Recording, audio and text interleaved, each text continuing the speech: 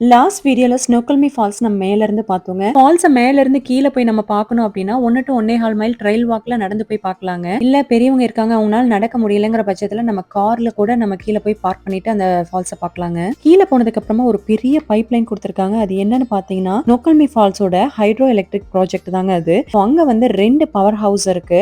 Plant 1 plant 2ன்னு வச்சிருக்காங்க.